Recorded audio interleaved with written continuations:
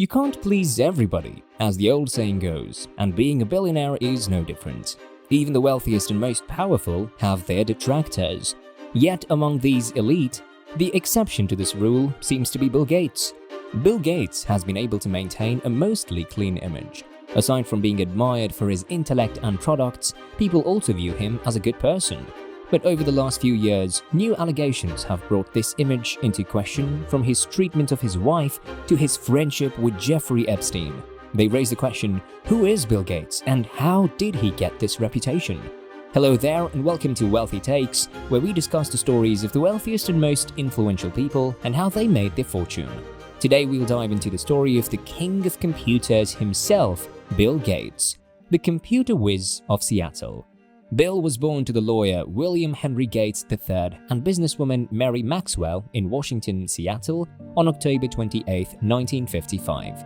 Their family was very close, with Bill's parents showering love and affection to all their children. His parents still encouraged healthy competition and his children to strive for excellence. An atmosphere like that, coupled with their business acumen, helped shape Bill into the intelligent businessman he is today. For Bill, he would show this competitive spirit by helping coordinate his family's athletic games and his love of board games like Risk and Monopoly. Bill was especially close with his mother. Mary was heavily involved in charities and civic affairs and served on several corporate boards. She would often take Bill to these events, giving him an insight into the corporate world and charitable work. Although Bill was an excellent student, he seemed bored with public school and didn't make friends. His parents decided it was time for a change of scenery and enrolled him in the prestigious Lakeside School. As it happened, this school had just gotten its first and only computer, a teletype terminal. Bill immediately became fascinated by the machine, spending hours toying with programs. Among his first projects was a simple tic-tac-toe game. His talents wouldn't go unnoticed either, as the school would even enlist his help in using the computer to create schedules for students. Bill continued to flourish in Lakeside until he graduated, having scored a near-perfect score on the SATs. With test scores like that, Bill had his pick of the best colleges in the country, and he chose Harvard in 1973. His original plan was to study law at Harvard, but while Bill flourished in high school, he seemed fairly disinterested in college. He would spend most of his time honing his skills as a programmer rather than studying. This lasted for all of 2 years when Bill decided to drop out of college in 1975, much to his parents' dismay. With fellow dropout Paul Allen, Bill would start his flagship company, Microsoft. From dropout to Microsoft Monopoly, Bill and Paul had gone to high school together, where they often worked together to develop programs. At one point, they jointly developed a computer program that monitored traffic in Seattle, which they sold for $20,000.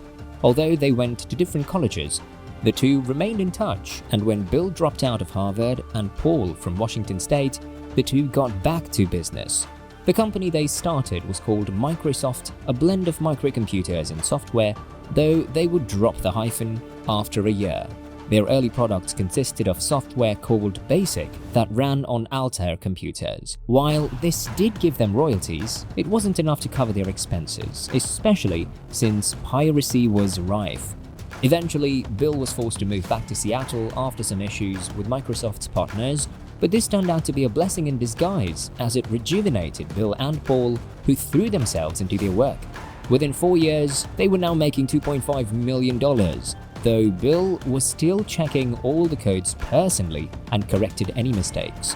By the 80s, computers were starting to find their way into people's homes, and now new companies such as Apple, Intel, and IBM were finding their way into the market. Not one to be left behind, Bill met with IBM to create their software for them.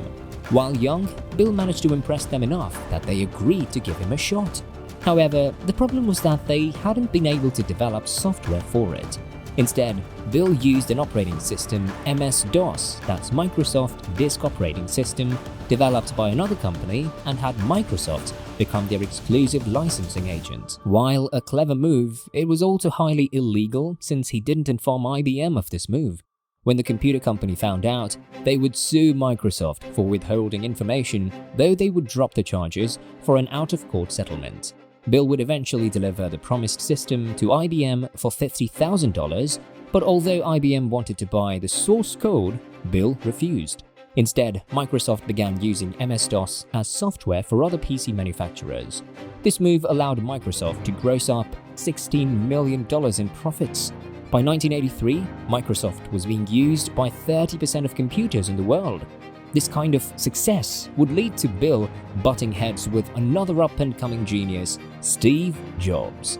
Gates and began Jobs. A year after this success in 1984, Apple would release its graphical user interface for its computers. This software was incredibly easy to use even for inexperienced users. Something like this threatened to make MS-DOS obsolete. In response, Microsoft went public, gaining a massive $61 million in the IPO and began developing GUI-based software called Windows. If Bill was expecting this to be a success, he was bitterly disappointed. First of all, Apple accused Microsoft of ripping off their system and would take them to court. In the end, the court ruled in favor of Microsoft. While a win, it did little to cover up the other problems of the system. Windows was slow and often froze, which left users unsatisfied with its performance. But rather than let this discourage him, Bill did what he did best and began fixing the problems. New versions of Windows addressed most of the issues and improved upon them. By 1993, things seemed to have cleared up as Windows was selling at a rate of 1 million computers a year and ran on 85% of the world's computers. Not only that, but third parties were now developing their applications on Microsoft. While it is clear that they were rivals, Steve Jobs and Bill Gates had immense respect for each other. They regularly corresponded, and even as Steve Jobs was dying from cancer, Bill continued to write to him and kept some of those letters close to him until his death in 2011. The most generous man on earth. By the turn of the millennium, Bill seemed to be at the top of the world. He was listed as one of, if not the richest men, by Forbes, and his software was used on practically every computer in the world. He had also expanded into gaming with the Xbox, a game console that would become among the most popular in the world today. With a net worth in tens of billions, it would seem like Bill had more money than he could spend.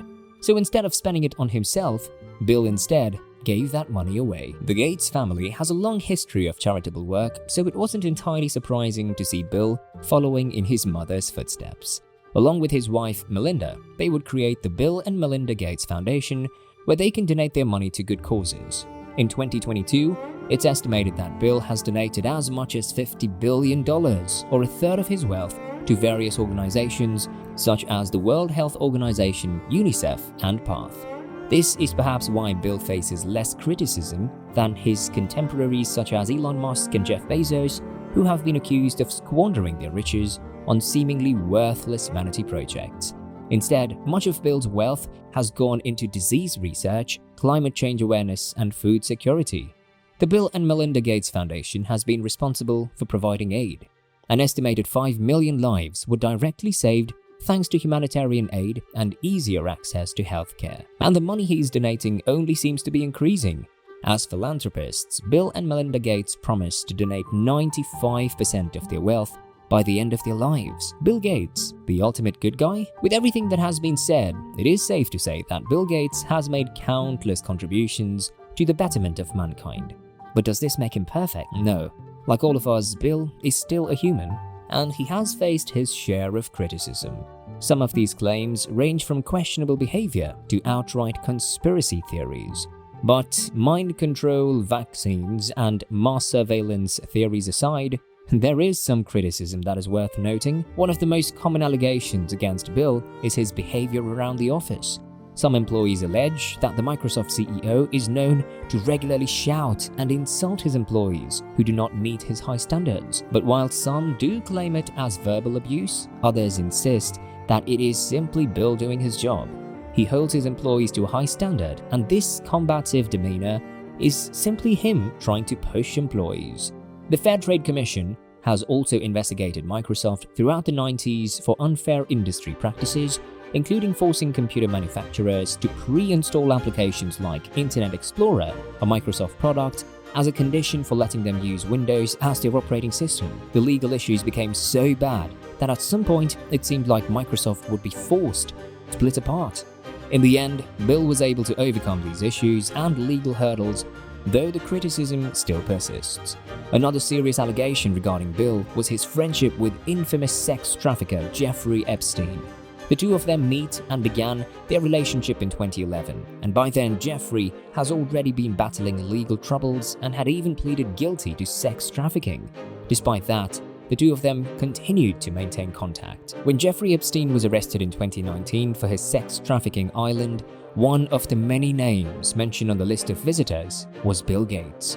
While there is currently no evidence to suggest that Bill was actively involved in any of this, the fact that he remained friends with Jeffrey throughout the years was enough to rub people in the wrong way. However, the most infamous scandal involving Bill has to be his divorce from Melinda.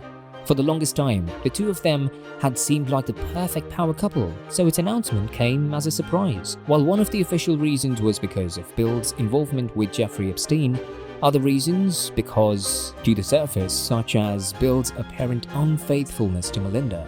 Bill and Melinda met in Microsoft as Melinda was an employee at the company, but allegedly it seems like Bill had tried the same thing with other women. There have been several claims that Bill approached other female employees in the office, asking them out to dinner, among other things. There is still nothing absolutely sure about the claims until further investigations are conducted. Some of these claims have hurt the couple's foundation, especially as advocates for women's empowerment. If true, these allegations can put a serious black mark on Bill Gates' seemingly spotless record. But whether or not he is indeed a bad guy depends on whether you believe these allegations outweigh the good he has done.